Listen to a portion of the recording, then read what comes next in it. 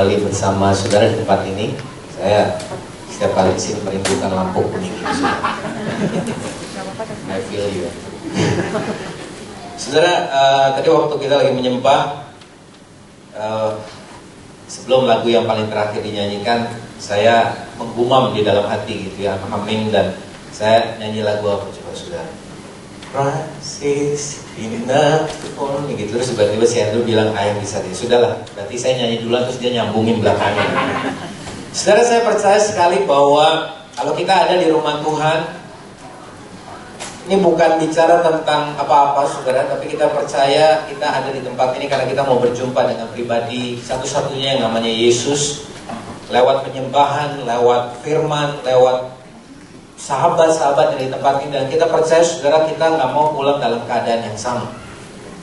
Kalaupun ada orang yang pulang dalam keadaan yang sama, saudara, itu bukan karena gereja, bukan karena pengkhotbah, bukan karena WL, bukan karena siapa-siapa, tapi karena bagaimana respon kita mungkin adalah respon yang kurang tepat. Saudara, siang ini saya mau berkata bahwa lagu Christ is Enough, saudara, punya makna yang very special buat saya, karena saya bukan orang yang percaya that Christ is enough for me dulu. Soalnya kalau tadi Hendy bilang soal masalah kampung, rasanya kampung saya kayaknya lebih gede daripada kampungnya Hendy ya. Nah, karena itu sebenarnya kota ya, saudara ya. Kampung itu kan kayaknya agak deso. Saudara, waktu saya besar sebagai seorang anak dari kota Cirebon, saudara, dan kemudian kuliah di Jakarta, dan sampai hari ini KTP saya jadi Jakarta gitu ya. Saudara, saya berpikir bahwa Tuhan adalah bukan pribadi yang perlu banget dalam pengertian, karena saya bukan orang yang besar di tengah-tengah keluarga orang Kristen atau orang percaya. So buat saya, saudara, pribadi Tuhan adalah pribadi yang menciptakan, pribadi yang berkuasa, pribadi yang ada di atas sana, yang besar, yang agung, and that's it.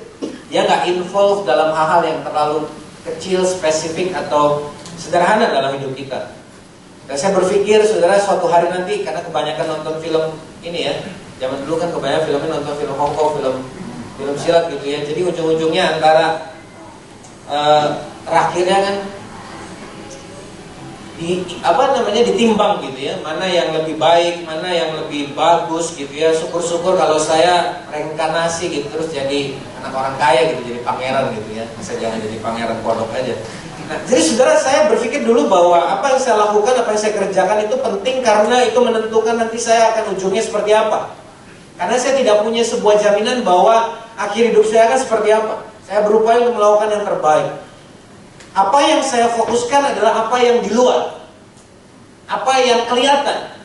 Karena saya besar dengan konteks gambaran bahwa apa yang kelihatan ini menentukan bagaimana orang menghargai saya, bagaimana saya bisa mendapatkan apa yang saya punya. Saya ingat sekali dulu, saudara, saya tinggal di rumah kakek saya bersama dengan orang tua saya. Dan kakek saya ini punya tipikal yang cukup menarik. Anaknya bekerja, maksudnya kerja langsung sama bapaknya, berarti papa saya kerja sama engkong saya. Sehingga dari dulu, saudara, sampai sebelum engkong saya meninggal, memang segala sesuatu yang kami tinggal ini bukan milik kami. Kami cuma numpang gitu ya. Dan karena usaha papa saya adalah restoran yang cukup besar, dan sekali lagi itu milik kakek saya, bukan milik papa saya. Karena itu bukan milik papa saya, berarti juga bukan milik saya. Karena itu milik papa saya, artinya setiap bulan uang yang dihasilkan pun bukan milik papa saya, tapi milik kakek saya. Tapi saudara, apa yang kelihatan di luar oleh teman-teman sekolah saya adalah kami orang yang cukup berada. Makanya saudara, waktu itu saya ingat sekali, waktu zaman tahun 80-an akhir, saya pikir, atau 90-an awal, 80-an akhir, di zaman ketika saudara di luar di luar TVRI, RCTI mulai ada. Dan saya ingat sekali waktu itu kartun pertama adalah Bart Simpson. Di kota kami hanya bisa menangkap itu lewat parabola. Jadi teman-teman sekolah selalu bilang, lu punya parabola kan di rumah? Dan saya bilang enggak, saya nggak punya. Karena memang nggak punya duit buat beli parabola, saudara. Sekali lagi, itu rumah cuma numpang. Dan teman-teman saya nggak percaya. Dan saya berusaha meyakinkan mereka bahwa saya tidak punya parabola. Apa yang ada di pikiran teman-teman saya adalah apa yang kelihatan adalah sesuatu yang menentukan bahwa harusnya kami orang kaya. Adik saya punya cara yang berbeda. Kalau adik saya dibilang, kau punya parabola ya? Iya. Jadi memang agak beda. Kalau saya berusaha meyakinkan bahwa saya nggak punya, kalau adik saya selalu berkata, ya sudahlah, lu bilang gue punya, ya gue punya lah. Nah tapi saudara gini loh, maksud saya adalah itu membuat saya berpikir bahwa apa yang saya punya, apa yang saya pakai, apa yang saya miliki, itu menentukan nilai saya.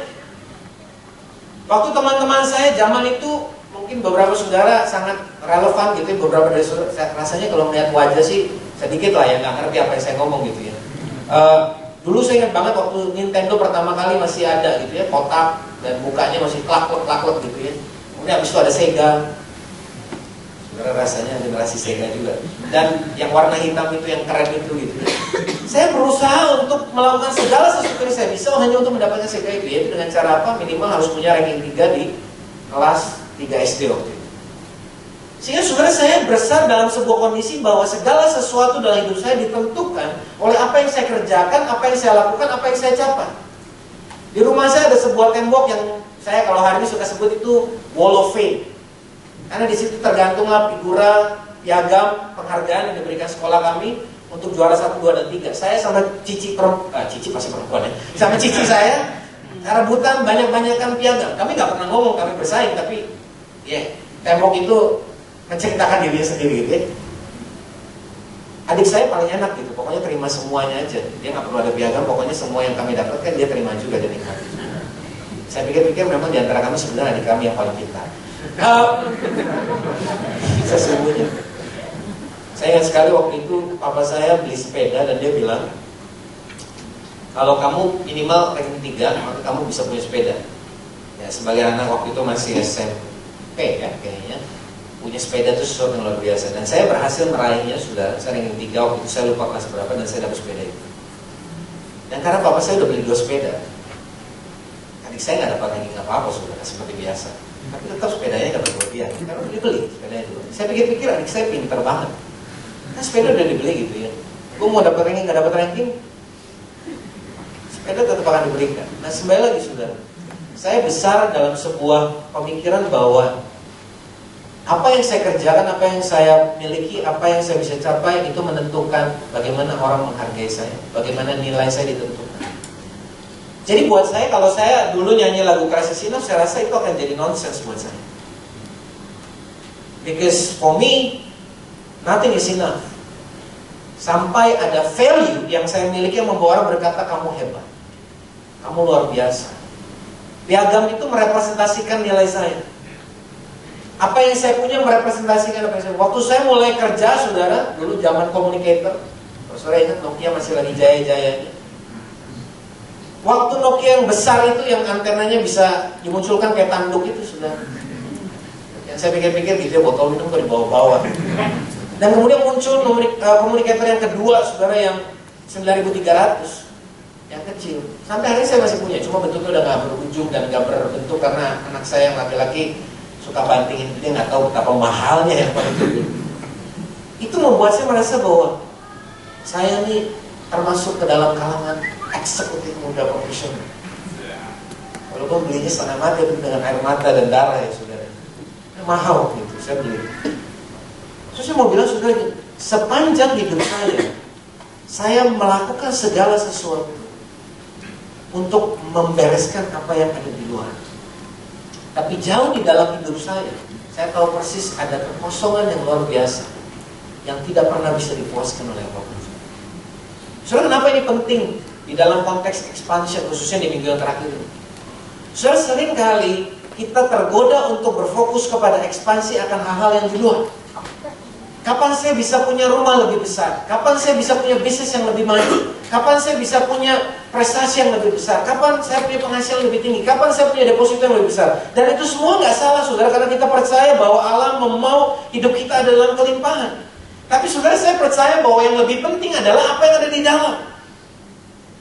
Belum lama ini saya menemukan sebuah ilustrasi yang sangat menarik. Jika sebuah telur dipecahkan oleh kekuatan dari luar, ini kita nggak bicara telur yang ini ya, sintetis gitu ya, telur yang sekarang ini kan udah nggak jelas gitu dalamnya apa gitu.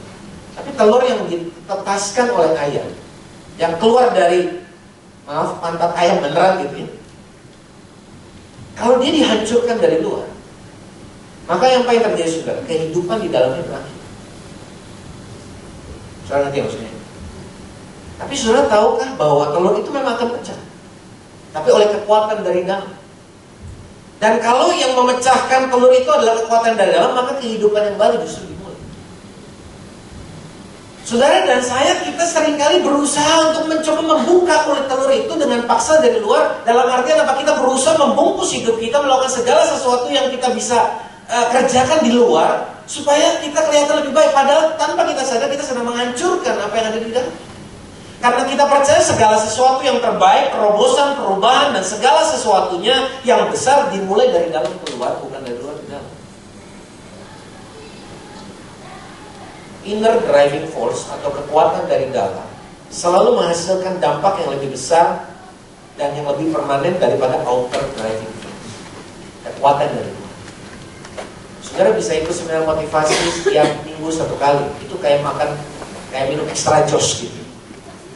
Tapi setelah saudara kadar obatnya selesai, maka saudara loyo lagi. Kenapa?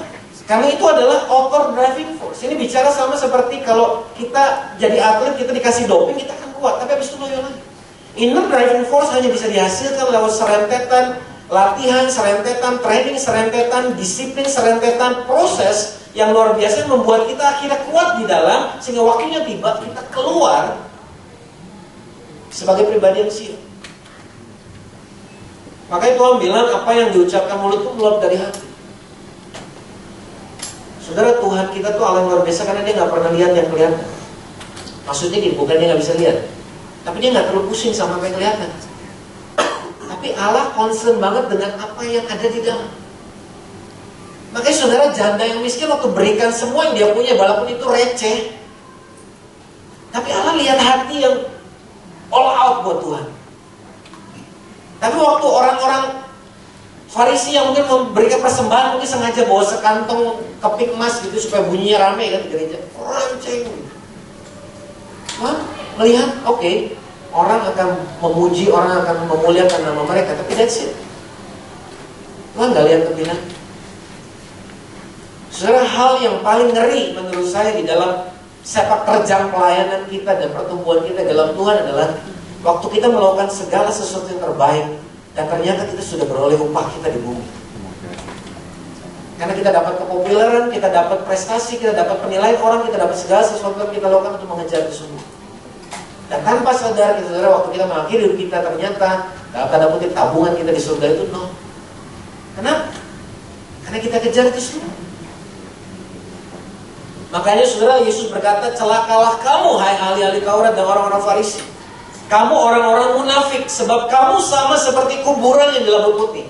Soalnya saya pikir-pikir Yesus tuh kalau negur memang apa adanya. Kalau gembala negur apa adanya kadang-kadang belum bisa diterima ya. Hai kamu keturunan ular beludak gitu kan. Saudara bayangin gitu, sel leader saudara bilang gitu sama saudara.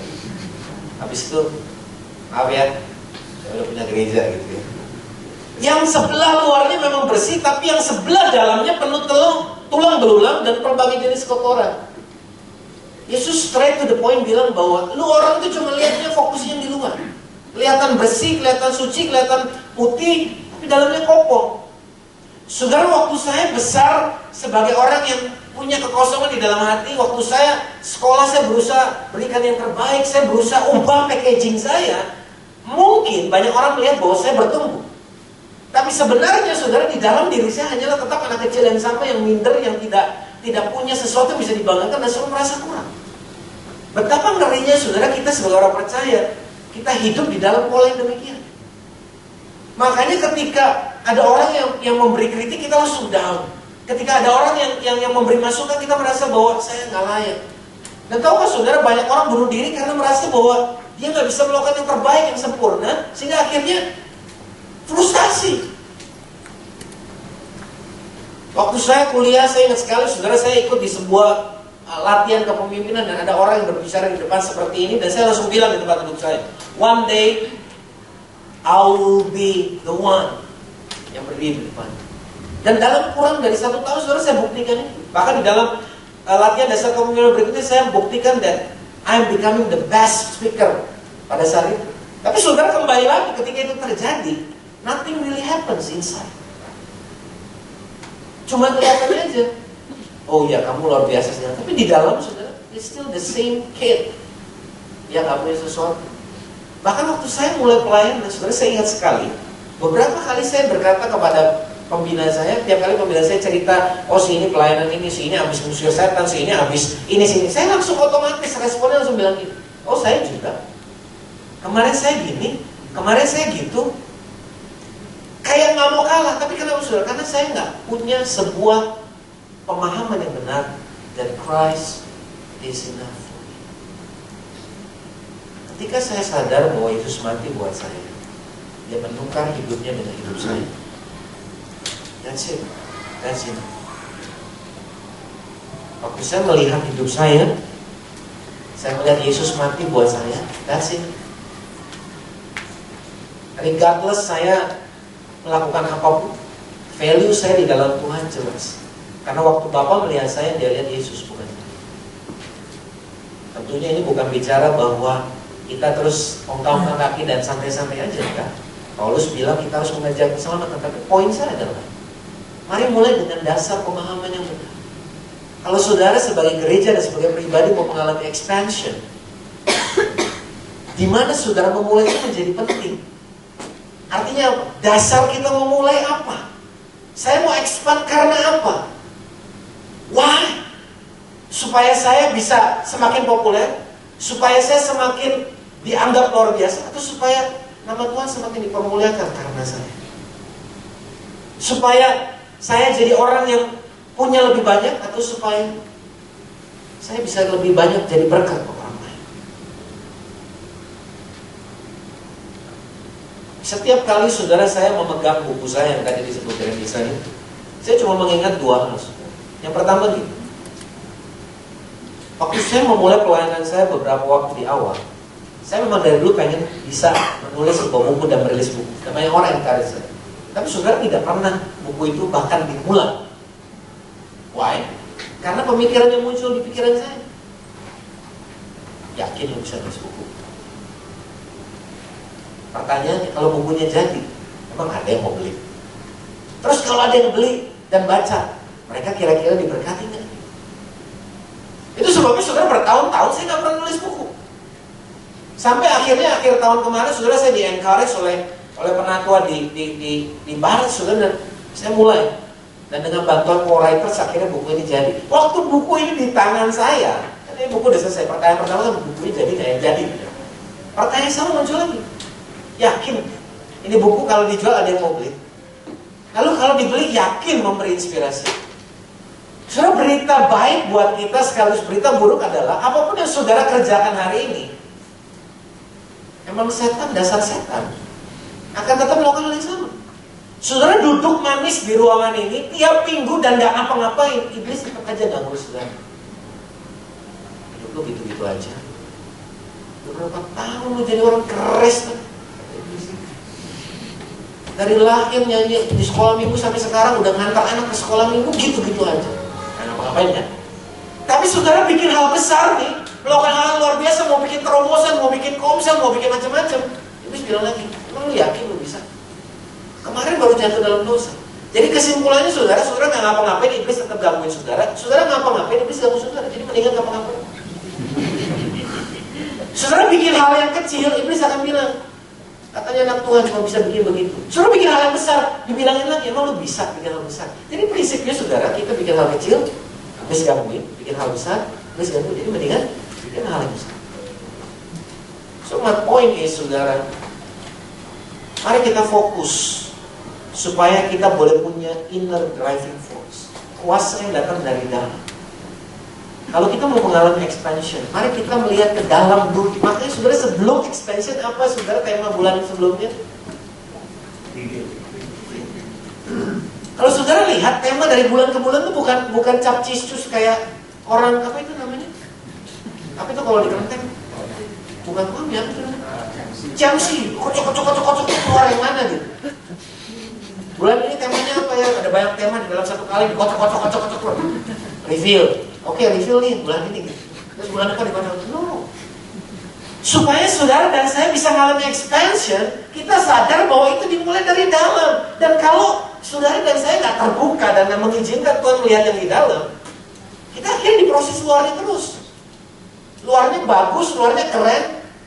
Kita nggak jauh beda sama K-pop. Makanya waktu kawin keluar anak, kan bukan ngikutin packaging, ngikutin yang di dalam. Makanya ada suami katanya menceraikan istrinya karena anaknya jelek. Di Korea, dituntut istrinya kan melakukan penipuan. Karena waktu dia menikah istrinya cantik, begitu lahir anaknya jelek-jelek. Suami bilang, saya ini dari dulu emang ganteng, gak mungkin, ini pasti dari istri saya.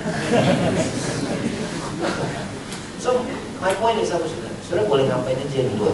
Tapi sama seperti orang yang bedah plastik di Korea. Terus saudara hasilkan sesuatu, saudara akan menghasilkan bukan dari packaging, tapi saudara akan hasilkan dari core-nya saudara. Saudara kelihatannya murah hati, senyum gitu segala macam, tapi dalam penuh kepahitan. Omongan saudara gak mungkin memberi. Karena katanya nggak mungkin yang manis keluar dari sumber yang pahit. So poin pertama saya mau garis bawahi penting sekali saudara, bahwa sama seperti perjalanan saya ikut Tuhan, Tuhan terus proses yang di dalam bukan yang di luar. Respon itu bicara di dalam. Cara kita berpikir itu bicara yang di dalam. Bagaimana kita belajar untuk memahami rancangan Tuhan itu bicara di dalam bukan yang di luar. Poin yang kedua saudara. Jadi poin yang pertama adalah mari fokus kepada yang di dalam, inner driving force. Yang poin yang kedua adalah ini. Banyak orang baca buku, termasuk mungkin kalau saudara baca buku saya dan saudara terinspirasi. Kemudian ada orang yang datang seminar dan diberkati. Saudara ikut self group dan kemudian saudara dikuatkan. Saudara nanti ikut kelas SPK dan saudara diberkati dan bertumbuh. Saudara datang ibadah dan mendapatkan firman dan saudara dikuatkan. Itu semua baik saudara. But that's not the most important thing. Kenapa? Karena kita percaya semua yang kita dengar itu diinspirasi oleh sumber yang sama, yaitu God's Word, firman Tuhan. Bagaimana encouragement dan inspirasi ini datang kepada kita dan kemudian diterjemahkan menjadi divine inspiration, kalau bahasa saya, inspirasi yang ilahi, yaitu pencerahan yang datang dari firman Tuhan supaya memberikan perubahan. Makanya saudara banyak orang ikut seminar, ikut pelatihan gitu-gitu aja hidup. Ada banyak orang baca buku, makin banyak baca buku, makin pintar, makin ngaco. Makanya saudara orang-orang gak percaya Tuhan, banyak justru orang-orang pintar. Kalau saudara baca di buku saya, di pendahuluan akan ditulis gini, ada buku yang sama yang judulnya The Grand Design. Makanya buku saya gak ditulis The Grand Design, takut nanti copyright gitu kan. Saudara tahu The Grand Design bicara tentang apa? Buku yang satunya bicara penciptaan tanpa melibatkan Tuhan.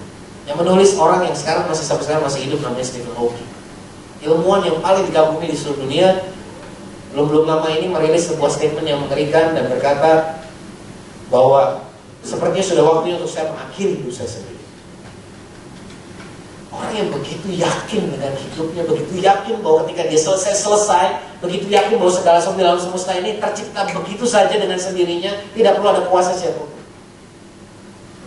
Saya pernah kebayang, ngeri banget orang bisa sampai di level pemahaman demikian dan merasa hidupnya ada di tangan sisi. Waktu dia mati, dia gak punya penyesalan, dia gak punya ketakutan. Kita aja masih takut mati, karena kita tahu habis mati kita ada kehidupan kekal. Dia mungkin gak takut, bahkan dia berniat mengakhiri hidup.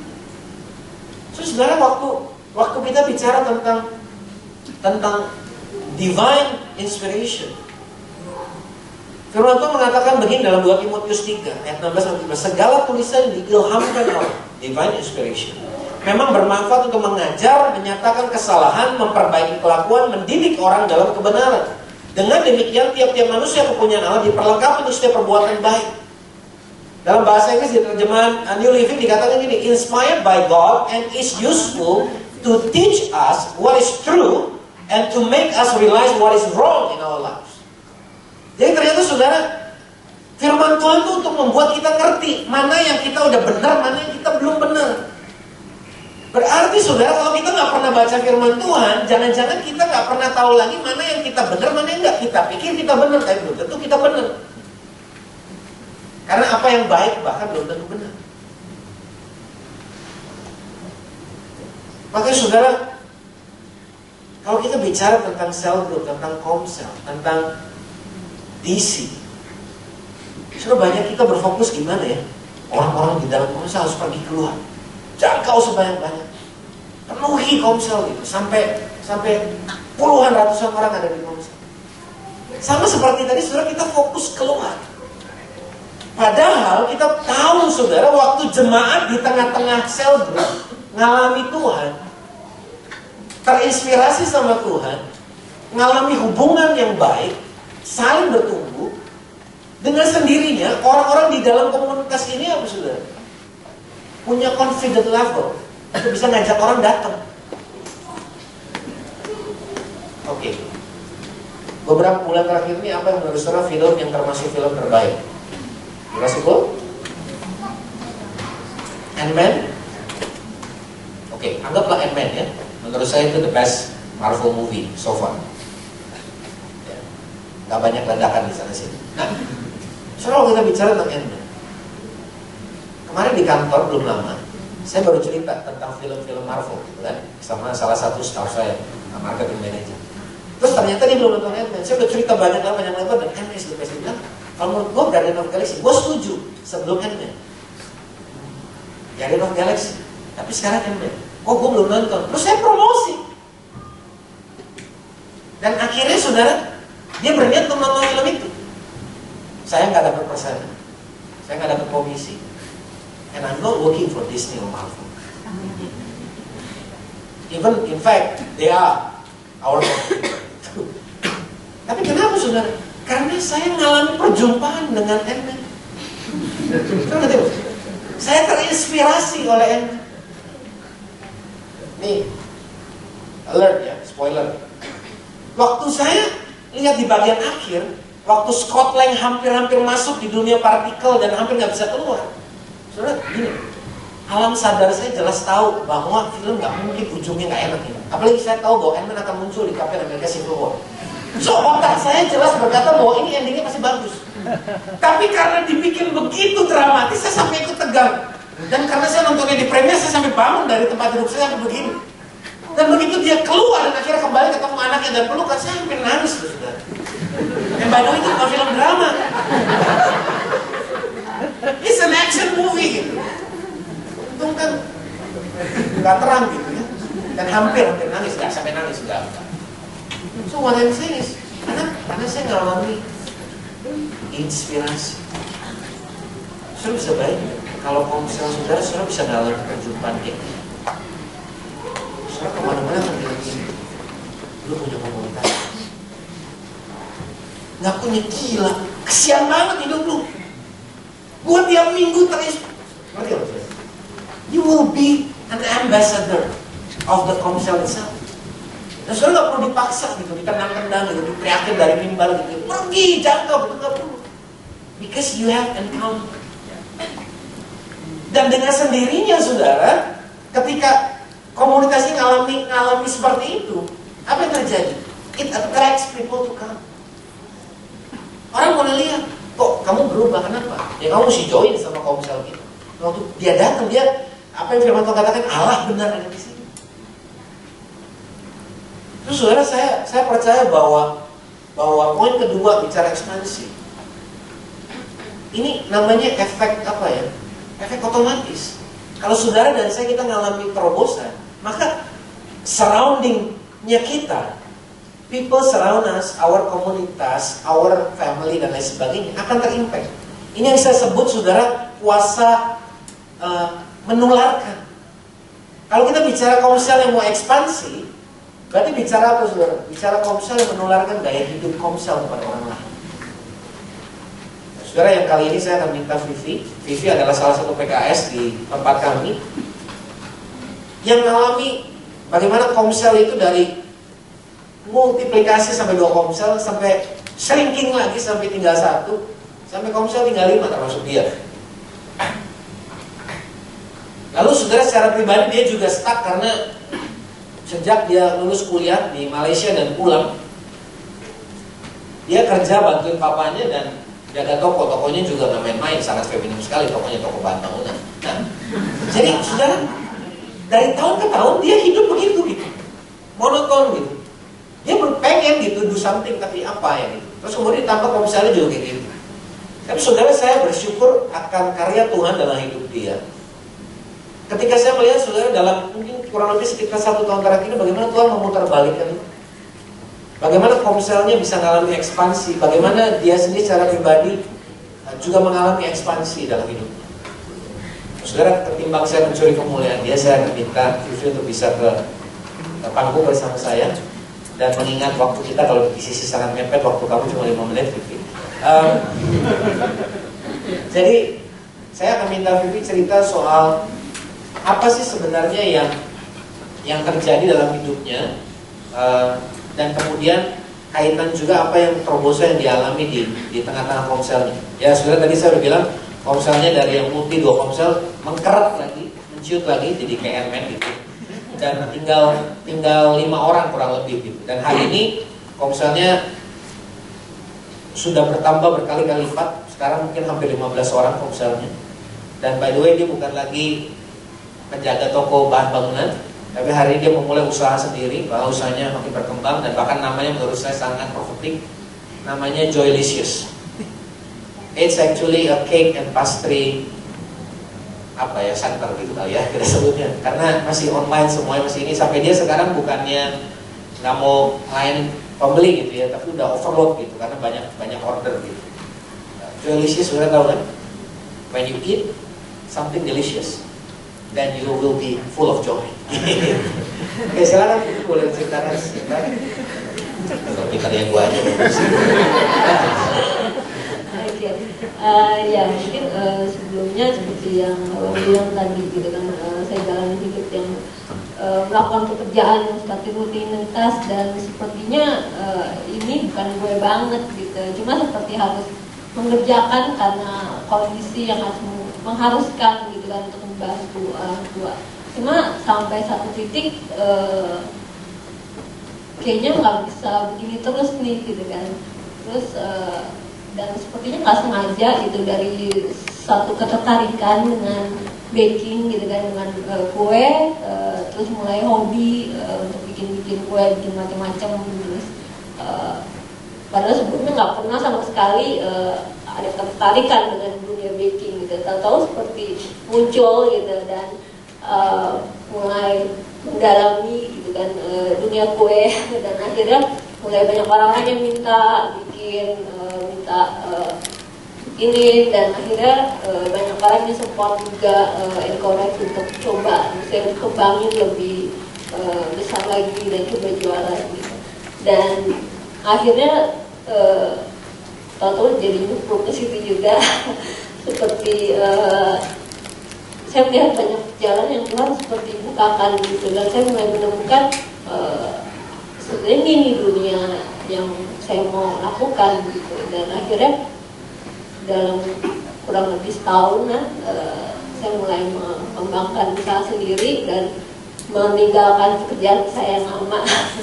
Dan mulai, ya meskipun nggak gampang gitu, perjuangannya pastinya lebih berat dibandingkan saya kerja sama orang tua dulu gitu kan, lebih santai, terus lebih semuanya tersedia gitu. Cuma sekarang saya harus mulai bangun sendiri dan harus banyak upgrade juga gitu kan, karena saya nggak punya latar belakang pendidikan tentang pastry gitu kan. Mau apa saya harus belajar sendiri online atau ambil kursus, dan karena saya tahu nggak bisa segini-segini aja untuk saya bisa lebih berkembang. Dan ini yang menarik saudara, bahwa ketika Tuhan melakukan ekspansi dalam hidup kita, saudara harus menyadari gini, bahwa ketika Tuhan mau kita grow, dia biasanya nggak akan izinkan kita cuma grow sebagian. Jadi gini, when the change come from inside, saudara mulai berubah gitu kan, sikap saudara, gaya hidup saudara berubah, sehingga aspek di sekitar berubah. Jadi saudara, saya menarik mengamati hidup Vivi ketika dia mengalami terobosan di tengah usahanya. Yang dulunya terima gaji kan dari orang tua, gampang kan istilahnya, pokoknya yang penting lu jagain toko aja gitu kan, yang penting make sure. Dan sekarang dia harus tinggalkan karena kan nggak fair lagi gitu kan, udah nggak jaga toko, gajinya ya udah ditarik. Tapi hari ini dia punya usaha yang bisa membuat dia bisa survive, dan saya percaya ini akan terus grow. Di saat yang bersamaan, Komsel yang dia pegang juga bisa grow. Nah ini yang menarik. Banyak kita suka heran gitu ya, kok saya perform di sana tapi nggak perform. Jangan-jangan performnya itu cuma packaging. Karena kita percaya kalau changesnya dari dalam, itu pasti akan nular ke semua. Jadi susah kalau ada orang bilang gini, saya hidupnya lagi mengalami terobosan di dalam Tuhan, tapi keluarga saya berantakan. Nah ini ada yang salah nih. Saya atau dibilang gini, saya sangat rohani tapi kerjanya morat-marit gitu, dipecat terus dari kerjaan ke pekerjaan. Pasti ada something wrong gitu. Karena kita percaya when the changes come from inside, itu akan nular ke yang lain. Berapa orang? 5 orang ya. Masuk kampus sendiri. Nah orang itu bisa pada hilang gitu. Hilang gitu aja. Nah gimana terus akhirnya bisa terus sampai sekarang, sampai bisa belasan sampai 15 tahun. Iya, ya dari 2 ponsel yang pada habis dan harus diganjar lagi, sempat yang sedih, kecewa gitu kan, dan beberapa orang di tim juga mungkin kondisinya down gitu. Jadi bisa dibilang mungkin beberapa bulan, setengah bulan pertama itu masa-masa berat gitu kan untuk Komsel jadi satu lagi, istilahnya ngalamin rasa gagal gitu kan. Bukan saya sendiri tapi juga orang-orang di tim, dan ya saya rasa setengah tahun pertama adalah masa-masa dari saya sendiri dan kami di tim untuk ngalamin pemulihan dulu gitu kan. Seperti yang Mama bilang tadi, maksudnya yang harus diberesin dari dalamnya dulu gitu kan, bukan melihat Komselnya gitu, tapi dari saya sendiri dan timnya sendiri banyak yang kami harus dipulihkan dan dibereskan. Dan mungkin dari selama ini kami pikir untuk kami melakukan agenda kami berusaha dengan pemikiran kami gitu kan, melakukan berjuang gitu kan untuk gimana nih orang-orang bisa tambah banyak gitu kan. Jadi kami pakai standar-standarnya kami gitu kan tentang Komsel. Cuma ya sepertinya Tuhan banyak reveal gitu kan. Di masa-masa sepertinya ini semua dihancurin gitu kan. Tapi ada proses yang Tuhan lagi izinkan untuk setiap kami diberesin dulu nih gitu kan, dipulihkan dulu dari rasa gagal kami, dari rasa ego setiap kami, dari pride-nya kami mungkin dalam Komsel gitu. Jadi ketika semua orang-orang di tim ngalamin pemulihan satu-satu gitu kan, bukan cuma saya tapi setiap mereka juga ngalamin, ya kami melihat ada terobosan yang baru ketika setiap orang udah pulih dan ketemu sama Tuhan gitu. Dari yang banyak konflik di tengah-tengah tim dan susah untuk bisa ngebangun hubungan, susah untuk bisa sehati gitu. Tapi setelah setengah tahun pertama kami belajar gitu kan untuk punya respon yang benar gitu kan, belajar untuk punya hati yang benar. Dan ya saya sendiri amazed gitu, saya melihat Tuhan bisa ya bekerja untuk merubah setiap orang-orang ini gitu. Setelah mungkin 3-4 tahun itu kayaknya susah banget nih untuk ngedorong tim gitu kan untuk bisa grow gitu. Cuma ketika mereka ngalamin pemulihan dan ketemu Tuhan, Tuhan sendiri yang gerakin mereka gitu untuk berubah gitu. Dan dari situ ada hubungan yang dipulihkan, kami mulai punya hubungan yang lebih kuat. Terus ada kesehatian gitu kan, ada hati buat Komsel yang keantusiasan buat Komsel yang lebih besar gitu kan, ketika mereka masing-masing dapat itu sendiri dari Tuhan gitu. Jadi ketika semua tim ngalamin itu ya berjalan gitu aja gitu kan, semua digerakkan dari Tuhan yang menggerakkan setiap mereka pribadi. Dan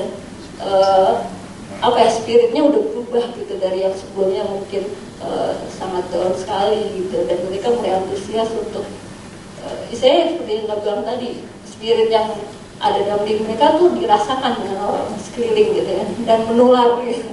Jadi itu yang menarik orang-orang untuk datang. Dan kami sendiri kadang suka amazed gitu, maksudnya ini kalau bukan karena Tuhan tuh nggak mungkin gitu. Dari pria yang cuma 2 gitu kan sampai sekarang udah berkali-kali lipat gitu, dan 7 orang. Dan buat kita tuh amazed banget, dulu tuh nyari pria tuh susah banget gitu kan. Maksudnya nyari pria iya, orang-orang pria yang mau grow, melayani, tapi sekarang kok ya Tuhan yang sediakan semua. Dan ya buat kita amazing melihat Tuhan bekerja buat setiap kita. Thank you Vivi. Salah satu satu hal yang menarik, saudara, saya ingat sekali ada satu cerita di tengah-tengah komsel mereka ketika ada satu orang baru yang baru pertama kali datang, saudara. Orang ini waktu datang itu dia udah pernah datang ke beberapa gereja sebelumnya gitu, tapi dianggurin. Saudara tahu ngerti dianggurin, yang datang tapi nggak ada yang nyambut, nggak ada yang kenalin, nggak ada yang tahu. Ya saudara, kalau ada yang merasa kurang disambut, coba singkapkan diri saudara gitu ya, supaya diketahui. Dan karena anak-anak komselnya ini sangat antusias untuk jangkau, untuk kenalan, untuk deketin saudara, sampai akhirnya orang ini bukan hanya sekarang tertanam, tapi juga berkontribusi. So poinnya saudara adalah kita bisa saja belajar banyak, baca banyak, dengar banyak, tapi sampai kita ngalami perjumpaan dengan divine inspiration itu dari Tuhan, bicara tentang pemahaman pencerahan itu saudara, maka hidup kita ini gak akan mengalami perubahan. Bagaimana mungkin Tuhan sudah menyiapkan kita sebuah buku kehidupan, tapi kalau kita mau hidup, kita nggak hidup dengan membaca atau mengalami buku itu. Impossible. Saudara dan saya hanya akan terus berputar-putar seperti bangsa Israel di padang gurun, dan kita nggak dapat apa-apa. Poin terakhir saya, saudara, saya akan singkat saja di poin terakhir ini adalah saya ingin memberi kepada saudara 3 pertanyaan untuk saudara bawa pulang. Dan jawaban dari 3 pertanyaan ini akan mengubah hidup saudara hari ini, akan mengubah cara saudara berpikir, akan mengubah cara saudara mengambil keputusan, yang pada akhirnya akan mengubah hidup saudara. Pertanyaan pertama, who are you? Siapakah saudara? Pertanyaannya sederhana, tapi jawabannya sangat powerful. Saya selalu bilang pakai ilustrasi ini, kalau Pangeran William datang dari Istana Buckingham ke Indonesia, saudara, ke Jakarta, dan tiba-tiba ada di tengah-tengah saudara di sisi ini, sedang menyamar, pakai baju biasa gitu ya. Kemudian setelah selesai ibadah disambut sebagai orang baru, kemudian diajak makan siang. Soalnya namanya pangeran, gaya makannya beda sama gaya makan di warteg kan, jelas. Cara dia makan, cara dia jalan, cara dia berkata-kata. Menurut saudara, walaupun dia di tengah-tengah orang yang dia nggak kenal, dia bakal minder gak? Enggak, dia santai aja. Why? Karena dia mau dibungkus apapun, dia mau ada dimanapun, identitas dia is still a priest. Saya suka bercanda sama Jenny, istri saya. Belakangan terakhir ini setiap kali kami mengalami pergumulan, waktu Jenny bertanya, saya selalu jawab gini, dan dia udah tahu jawaban saya sekarang. Lo gak tahu siapa bapak gua. Saudara, waktu kita ngerti bahwa kita ini anaknya Tuhan, kita ini ciptaan yang baru. Dalam firman Tuhan berkata bahwa kita ini adalah anak-anak Allah. Saudara akan berjalan, saudara akan melakukan bisnis saudara, pekerjaan saudara, saudara akan melayani dengan cara yang berbeda. Karena ada identitas yang saudara paham. Tapi waktu saudara nggak ngerti, saudara akan banyak khawatir, takut, dan serba nggak jelas. Kalau saudara bayangkan anak jenderal aja berani melawan busway dan teriak-teriak gua anak jenderal, sebenarnya dia banggakan bukan dirinya sendiri, tapi bapak. Masa kita orang percaya yang tahu bapak kita pencipta langit dan bumi dan punya segala sesuatunya, kita nggak berani berkata bahwa saya percaya karena bapak saya adalah Allah yang penuh kuasa. Saya percaya karena bapak saya adalah bapak yang baik. Gak penting tentang apa yang saya punya atau gak punya, tapi yang saya penting saya punya bapak yang luar biasa. Itu sebabnya anak saya kalau dia tidur malam, dia gak pernah nanya sama bapak, dan anak saudara juga gak pernah nanya gini kan, besok makan apa ya? Besok masih bisa sekolah gak? Papa punya uang gak buat bayar uang sekolah bulan ini? Kan gak pernah gitu. Bahkan kalau dia minta hadiah, dia gak pernah mikir harganya berapa. Dia ambil aja, dia gak tahu tuh satu box Lego tuh harganya berapa ratus ribu. Dia ambil aja gitu. Karena lucu aja, habis itu kan dimainin berapa hari selesai. That's anak. Anak berani minta. Anak percaya. Anak punya iman sama bapak. Kalau saudara hari kita mau ngalami expansion, pertanyaannya saudara tahu gak saudara siapa? Atau jangan-jangan kita orang yang lupa ingatan. Saudara tahu istilah lain dari orang lupa ingatan atau hilang ingatan? Orang gila. Kita gak tahu bahwa bapak kita siapa. Pertanyaan yang kedua adalah pertanyaan yang Tuhan tanyakan kepada Musa. What do you have in your hand? What is in your hand?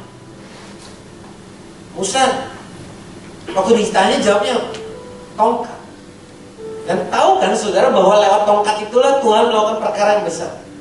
Mulai dari tulah-tulah di Mesir sampai membelah laut Tebrau itu dilakukan lewat tongkat itu. Di tangan Musa, tongkat itu cuma kayu biasa. Tapi waktu Tuhan bertanya dan Musa menyerahkan tongkat itu kepada Tuhan, it's becoming a mighty weapon of God. Pertanyaan saya setelah saudara sadar siapa saudara adalah, sadarkah saudara apa yang sudah Tuhan taruh dalam hidup saudara? Anak kecil itu cuma bawa bekal makan siang 5 roti 2 ikan. Dia mana pernah tahu bahwa itu akan jadi kisah luar biasa di Alkitab dan muncul sampai bisa diberi makan buat 5.000 orang laki-laki. Bahkan sisa 12 bakul penuh. What is in your hand? Esther.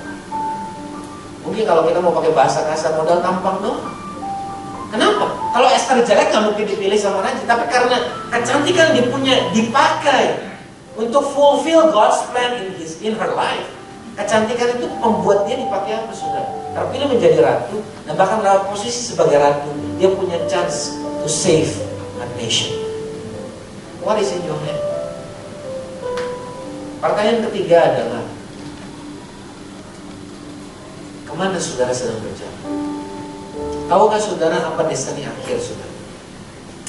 Tadi malam saya baru melayani di kebaktian penghiburan saudara. Kalau seorang jemaat kita maminya meninggal. Statement yang saya sampaikan sama saudara, saat ini mami sudah jelas hidupnya. Dia mengakhiri pertandingan yang baik, dia mencapai garis akhir dan dia memelihara iman. Dan dia bersama dengan Bapa hari ini. Pertanyaannya, saudara dan saya bilang, yang masih hidup, kemanakah kita sedang berjalan sekarang? Saudara, kalau kita tahu bahwa ujungnya kita semua, kita akan kembali kepada Bapa. Kita akan hidup dalam kehidupan yang kekal dan kita akan mengalami sebuah hidup yang penuh kemenangan. Bukankah hidup kita yang sementara ini, 60 tahun, 80 tahun, kayaknya udah gak ada yang 100 kali. Itu kan hanya sementara. So, bayangkan kalau kengoyoan kita, yang kita ngoyo sepanjang tahun-tahun ini sebagai orang yang hidup di dunia ini, kita pindahkan untuk mulai ngoyo dalam tanda kutip, mencari tahu apa yang Tuhan mau dan kejar panggilan itu. What a powerful change yang akan terjadi. Waktu Kak Budi di sini cerita soal bagaimana dia dapat panggilan, dia kembali untuk panggilan sebagai seorang Musa. Hidupnya mulai berubah. Saudara juga sama. Waktu saudara mulai ngerti destiny saudara kemana, saudara gak akan jalan santai-santai, saudara gak akan hai-hai gitu. Siapa yang tahu besok? Jangan besok deh. Kita gak pernah tahu saudara. Ini kita datang segini, pulang belum tentu segini loh. Keluar baru rawat gitu, ada mobil semen, nabrak gitu. Terus kita pulang langsung. Pulang gak langsung, jangan lama-lama. Kan kalau lama-lama gak. Saya kemarin baru bisnis travel ke Jepang, saudara ketemu sama orang dari MNC TV, salah satu kolega saya. Dia cerita ini temannya ada satu produser baru 3 minggu suaminya baru meninggal. Masih muda, anak masih kecil-kecil. Saudara tahu suami meninggal gimana? Lagi makan di warung di pinggir jalan. Tiba-tiba angkot nyelonong. Gak langsung mati. Masuk rumah sakit, masih ketawa-ketawa sama istrinya pulang. Oke, aku pulang dulu ya. Gak lama istrinya pulang, ternyata pendarahan di dalam. Saya lupa di otak atau di mana. Pulang langsung. Saudara, we never know. Saudara masih 20, 30, 40. Kita sering pikir kita masih punya banyak waktu. Siapa bilang? Tapi kalau kita tahu destiny kita kemana, garis finish kita ada di mana, it will totally change our life. Cara kita bicara, cara kita berpikir, bagaimana kita menentukan skala prioritas, hal-hal yang kita anggap penting dan yang nggak penting itu langsung berubah. So jawab pertanyaan ini saudara ketika saudara pulang. Why? What is in your hand? And where are you headed? Kemana saudara berjalan sekarang? Kalau saudara mengerti jawaban itu di dalam Tuhan, pertanyaan pertama dan kedua ketiga, ekspansi itu sesuatu yang otomatis saudara akan alami. You will encounter a lot of things yang saudara nggak bisa bayangkan. Kenapa? Simple. Yang kayak tadi Henry bilang, Yesus sudah selesaikan di kayu salib. Kertas ujian saudara tuh udah ada nilainya 100. Tapi pertanyaannya mau nggak? Kenapa ada 100? Karena di samping ulangan saudara itu ada buku isinya kunci jawaban semua. Namanya Alkitab. So the question is, mau nggak saudara baca buku itu dan menuliskan jawabannya ke dalam kertas ulangan saudara? Dan kita menjalani hidup kita dengan cara yang berbeda. Saya berharap saudara, kesunyi senyapan yang sekarang terjadi adalah tanda bahwa saudara sedang meresapi firman Tuhan. Bukan tanda saudara bingung, atau bahkan bukan tanda ketakutan karena setelah ini saudara akan hati-hati dengan angkot. Tapi saya berdoa saudara siang ini, that God's word inspire you dan membuat saudara mulai, oh iya, I need to do something, dan perubahan harus mulai sekarang. Seperti kata jargon zaman pemilu kemarin, dunia ini sedang menantikan saudara perubahan. Kalau bukan kita, siapa lagi? Kalau bukan sekarang, kapan lagi? Itu harusnya jargon kita saudara percaya. Sekarang lagi krisis, justru banyak orang stres. Gereja harus siap. Kalau perlu bikin brosur, Anda stres? Anda takut kehilangan pekerjaan? Bisnis Anda going? Anda terngiang-ngiang dengan call center McDonald? 14045.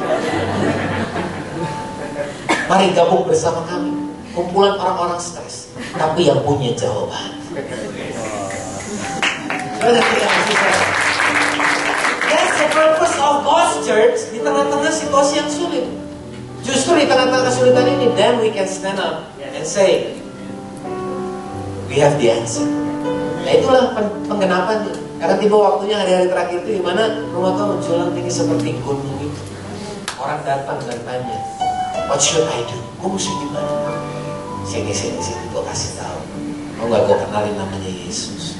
Dan saudara akan mengakhiri dan berkata, sudah selesai. Amin? Mari saudara, kita mau tutup. Kita mau berdoa kepada Tuhan.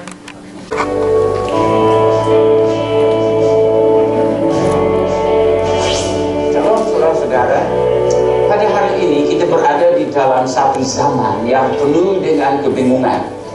Banyak orang sedang bertanya, kapan hari kiamat sudah mau datang? Apa tanda-tandanya Tuhan Yesus mau datang kembali? Dari hari ini Tuhan akan berikan kepada kita beberapa petunjuk dari firman-Nya.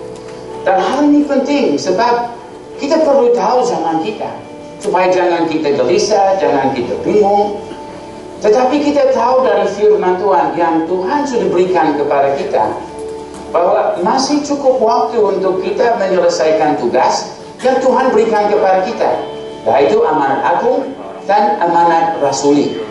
Amanat agung adalah menjangkau setiap jiwa, membawa kasih Yesus kepada mereka, beri mereka kesempatan untuk mengenal keselamatan di dalam Yesus.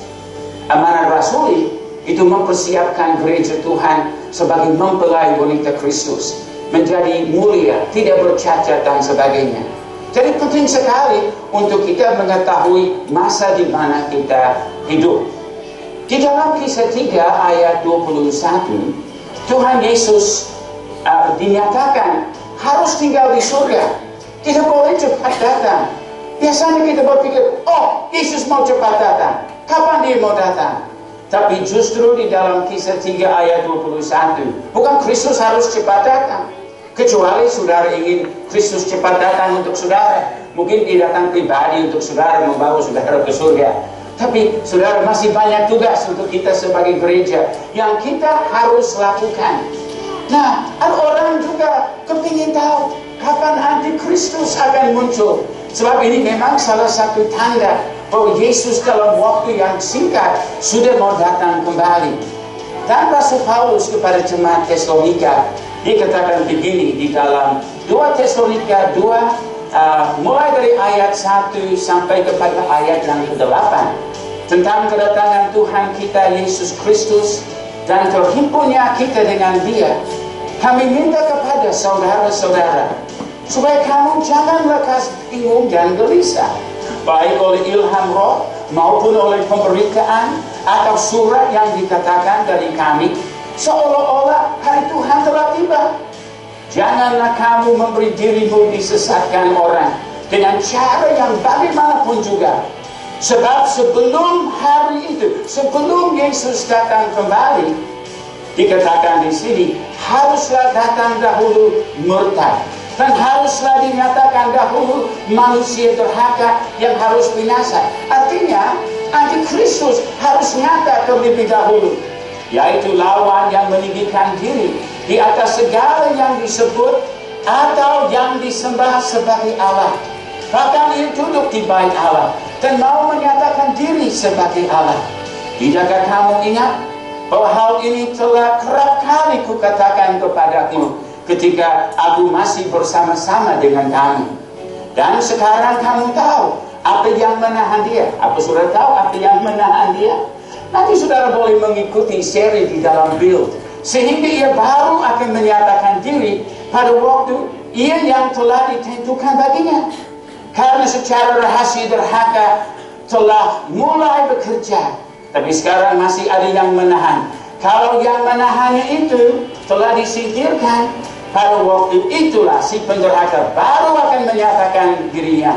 Tapi Tuhan Yesus akan membunuhnya dengan nafas mulutnya dan akan memusnahkannya kalau ia datang kembali.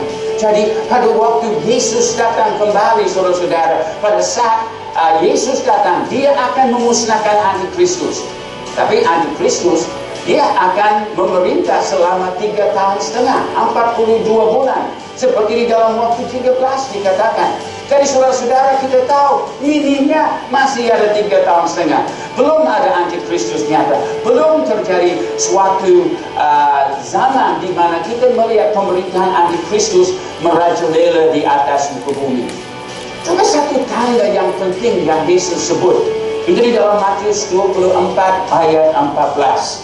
Yesus belum akan datang kembali sebelum kita menyelesaikan tugas amanat agung, membawa Yesus kepada segala suku, kaum, bangsa dan bahasa. Walaupun jumlah suku bangsa makin menurun, tidak terlalu banyak lagi, dan memang kita sudah semakin dekat. Tetapi harus dulu ada zaman antikristus 3 tahun setengah. Harus dahulu ada penggenapan dari segala nubuatan yang diberikan oleh para nabi. Injil kerajaan Allah harus juga digenapi supaya semua yang diberitakan firman Tuhan boleh digenapi di dalam kehidupan kita. Nah, terakhir saudara-saudara, saya mau baca di dalam 1 Tesalonika 5. Mulai dari ayat yang pertama sampai ayat 5. Di sini kita melihat, kita tidak boleh bodoh terhadap zaman. Memang kita tidak tahu hari dan saat Yesus akan datang kembali. Tapi kita harus menjadi pintar membaca tanda-tanda zaman. Itu sebabnya akan ada seri di Build dalam waktu yang singkat ini. Dan saudara akan bisa belajar dan mengetahui tanda-tanda ini. Jangan gelisah, bersemangat. Memang kedatangan kembali Tuhan Yesus semakin dekat. Tapi belum waktunya. Kita harus menyelesaikan tugas kita dulu. Amanat agung, amanat rasuli. Jadi mari kita berjuang dan siapkan diri untuk kedatangan kembali Tuhan Yesus. Tuhan memberkati.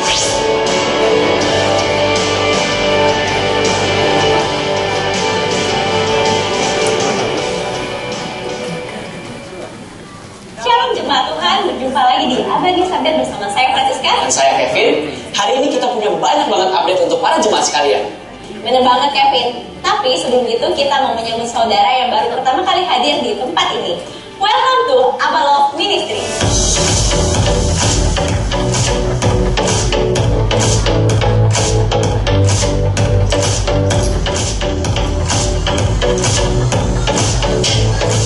Oke Francisca, untuk yang pertama ini kita punya update tentang apa?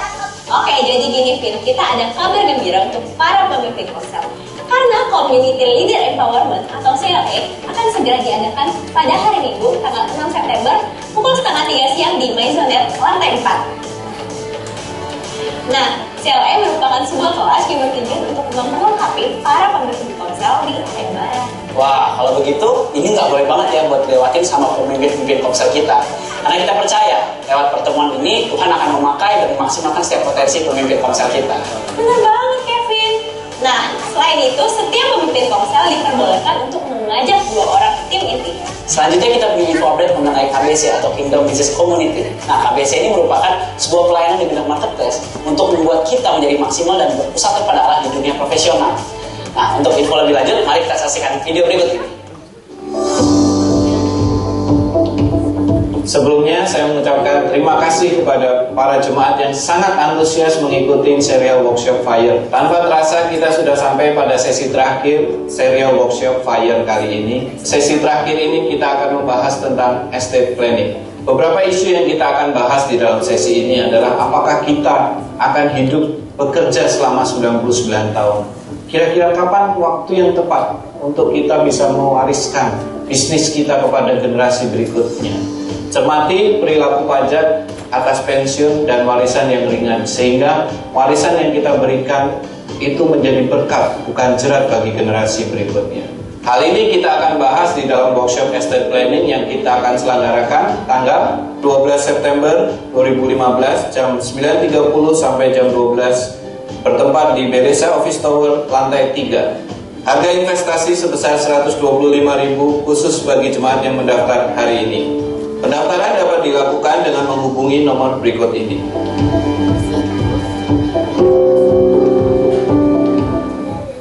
Nama saya Samuel Sinaga. Saya terlahir dari keluarga yang memang sudah percaya Tuhan. Sejak SMP saya sudah memasuki dunia yang lebih bebas dari sebelumnya. Di masa itu teman-teman saya mulai mengajak saya untuk bermain judi.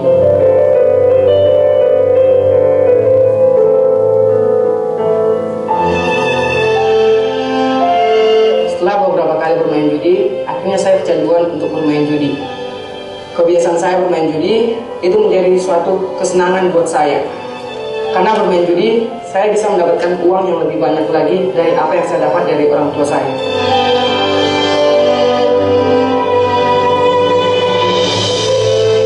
Sampai suatu titik, saya mengalami kekalahan besar yang menghabiskan seluruh uang saya. Walaupun uang saya habis, saya selalu berusaha untuk bisa bermain judi. Dari memulai memakai uang sekolah, melakukan pencurian dagangan orang tua saya, bahkan melakukan pencurian di toko-toko lain.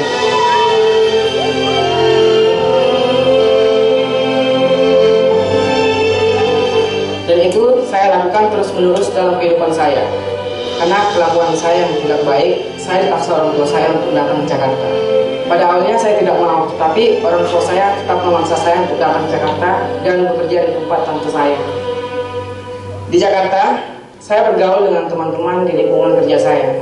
Suatu hari, teman kerja saya mengajak saya untuk datang ke gereja. Disitulah saya diajak SPK, diajak Champions Gathering, dan akhirnya saya mengalami suatu perubahan dalam hidup saya. Yang tadinya saya merasa tidak layak diampuni, tidak berharga, dan tertolak karena dosa-dosa saya di masa lalu. Dan sekarang saya sudah mengalami perubahan dalam hidup saya. Dan saya mau terus belajar untuk mengalami perubahan demi perubahan dalam hidup saya bersama Tuhan.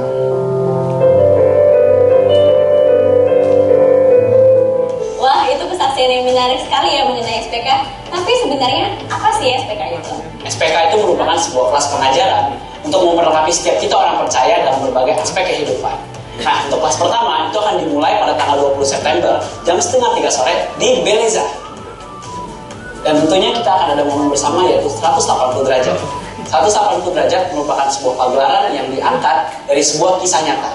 Dan pagelaran ini akan diadakan pada hari Minggu tanggal 13 September jam 5 sore di Beleza. Pendaftaran SPK dan pembelian tiket 180 derajat bisa dilakukan setelah selesai ibadah pada konter yang telah disediakan di ibadah masing-masing.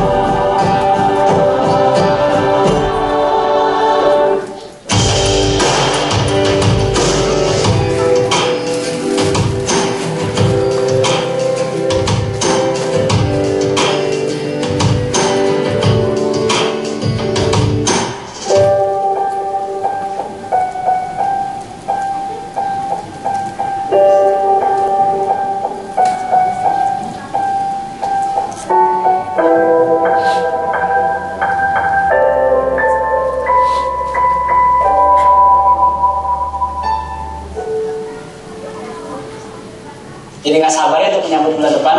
Bener banget Kevin. Jemaat Tuhan, sekian Adventist Update minggu ini. Saya Kevin. Saya Francisca. Selamat berakhir pekan dan Tuhan Yesus memberkati.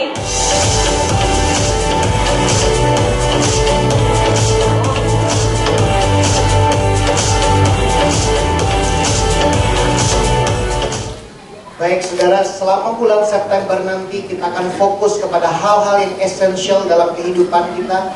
Kita rindu Tuhan terus mereveal apa yang ada di dalam dan kita terus mengalami perubahan sehingga kita mengalami expansion dalam kehidupan kita.